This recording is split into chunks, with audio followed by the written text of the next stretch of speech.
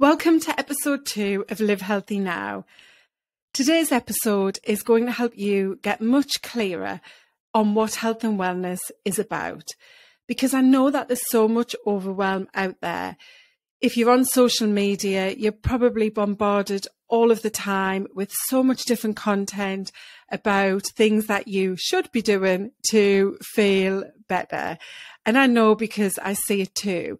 And that's why today I really want to delve into, all of the different things that it can mean and why it's actually something that is completely unique to you, who you are in your life.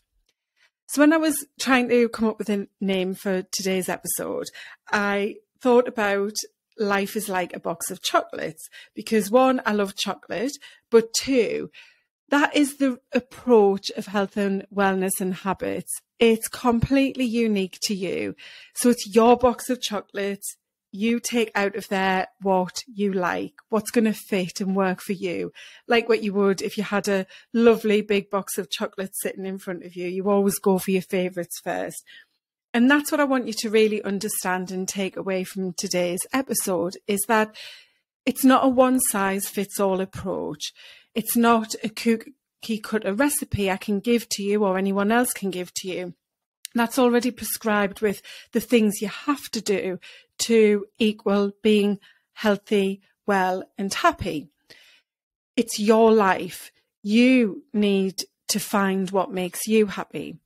Now, one of the things I focus on to help my clients get really clear on this is to really understand and get kind of anchored into the values that you have.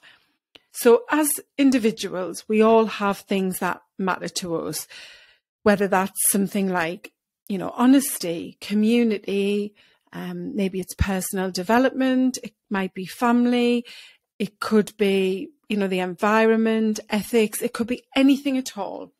We've all got things that really matter to us. And getting clear on what they are is the starting point for improving your health and wellness and living a happier life. Because when you know what those values are, I use that term anchor, it's where you ground yourself to them. So you get really clear on what they are and why they matter to you. And then you look at how you can live in alignment to those values. So if one of your values, as an example, is integrity, but you were, for example, going into work every day and you weren't really acting with integrity, perhaps, there's a situation at work that's made you have to talk to somebody else about it and get into a little bit of kind of a gossiping type situation, and you've decided because of it you're not really going to put the effort in with that project, you're just going to do the bare minimum and detach yourself from it and just not really apply yourself to get the results you might usually. That's acting out of integrity. So if that was a situation in your reality, you would probably feel a bit off about it, because you know that that's not how you usually work, that you're someone who really likes to apply themselves and give it their all and make sure that the results are absolutely the right results. And you don't really like gossiping about someone else to others at work. It feels like a bit of a betrayal. So, that's where then you probably start to feel quite unhappy about it, and maybe it could cause some other feelings and emotions like stress and worry and anxiety and so on. So, that's just a really simple example to give you of how you might think about your values and the way that you live in alignment with them. Because when you are aligned to your values, you will feel much more purpose-led and driven, and like you are being the person that you want to be. You're executing against the things that matter to you, like in that example, integrity, or maybe other things like generosity or compassion or honesty. They're going to be your values and unique to you. So you need to do what feels right to you and that you know is going to make you feel happy. And when you're doing things that align to those values, that is the starting point. That's something that is really going to help you to build that healthy, strong and happy life. Now, with regard to all of the overwhelm out there, I know there's a lot of confusion because there's so much noise and difference of opinions about what is right and wrong. And we also see a big focus on food and exercise. Now, for any of you ladies listening, I'm completely with you on this, that it's been a huge part of our lives for so long. We've been conditioned in our society to really think that the way we look, our shape and size matters, and focusing on food and or exercise is what's going to equal us being healthy, i.e. when we achieve that certain shape and size. And I'm here to tell you that it absolutely isn't about that at all. It's about so many other things. Health and well-being encompasses everything in your life that helps you to just feel the way you do.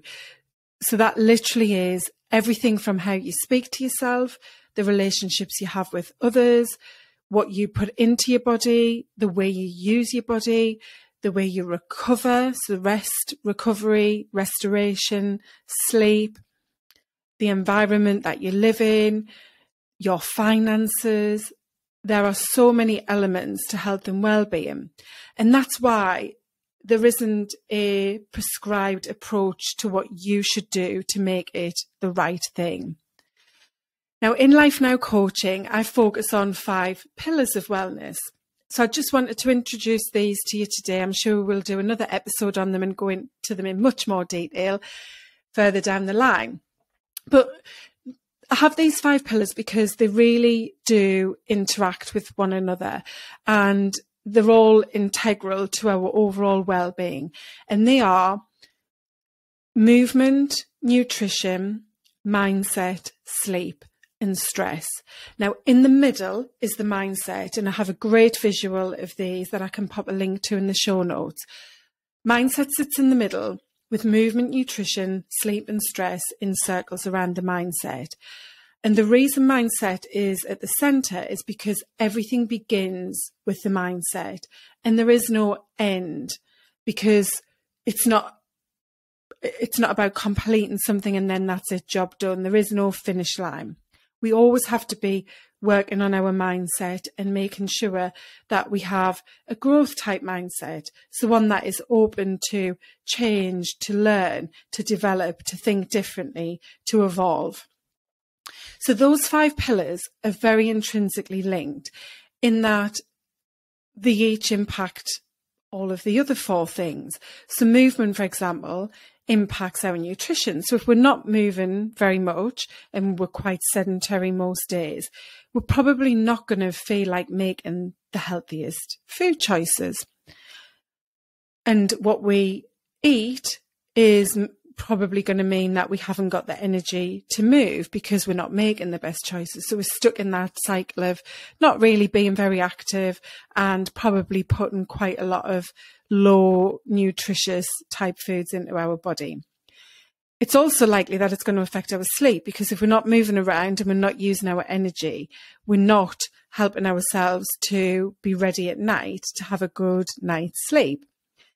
And stress is probably going to be impacted as well, because we're not going to feel great if we're sitting around all day, not moving our bodies, not getting outside for a walk and having some fresh air, interacting with people, not eating great, not sleeping well. Chances are we're going to start to get stressed.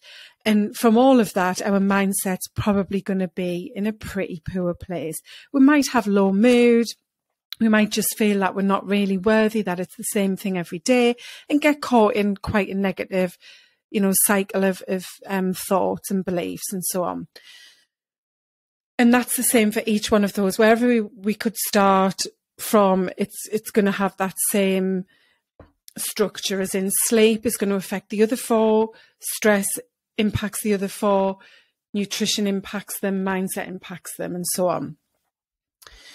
And that's why when you look at health and well-being, you need to look at it with a very holistical approach. And when I say holistical, I mean as in an overview. So think of that helicopter approach being, high above, say 300 feet above, and you're looking down onto you and your world and your life, the values you have, what's feeling good now, what's not feeling so good, and looking at what you need to work on.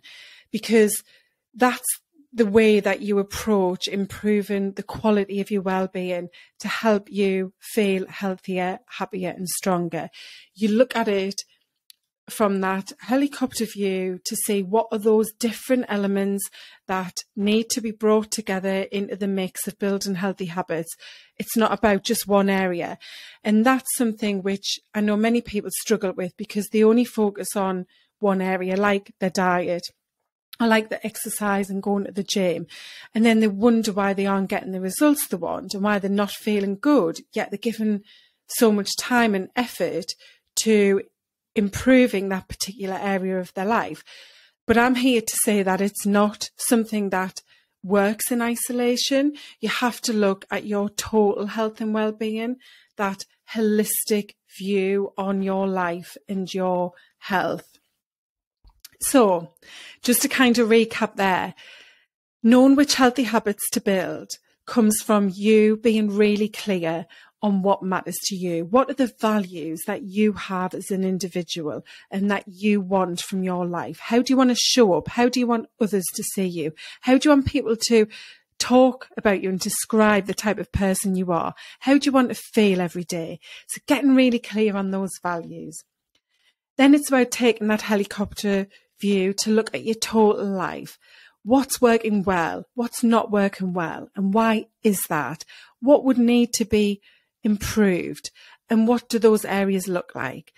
And then having an awareness of how they all impact one another. How can you look at those areas that are not so great and need some investment and improvement? How can you build some new habits in those areas that are going to together create that much stronger well-being? Now, building a healthy lifestyle isn't something that is about deprivation or denial, which many people approach actually in that way. They, have that belief that when they want to lose weight or get fitter, it's about stopping doing things rather than what is it I'm actually trying to do and going at it from that positive lens. And that's the approach you need to take to build the healthy habits you want. Is what is it I'm looking to build for my life? Who do I want to be and how am I going to be that person? Because I'm not about restriction or deprivation or denial. This is about happiness. And it's about you building a strong mind and body. Because when you feel strong, mentally and physically, in how you live, you're going to have so much more clarity, direction, motivation. You're going to feel empowered. You're going to feel committed in your life and really want to live a life that is purpose-led, hooking back into those values. So that's where it comes full circle back to those values. And the great thing is that when you are living in alignment with those values and you're feeling really strong, you want to keep going. It just becomes natural to feed into those things even more. So, that's where you get the momentum, you get that ripple effect out into so many areas of your life, and everything really does start to up level together so that you can build on that even more. And that's when you get that flow. That's when habits just fit into your life and fit into who you are as a person. So I hope this short second episode is giving you some food for thought, that it's helped you to have that great introduction to what health and wellness is and how it starts to fit into your life and how you might look at it for your own life. So I really hope you've enjoyed today's episode and I look forward to seeing you on the next one. Bye for now.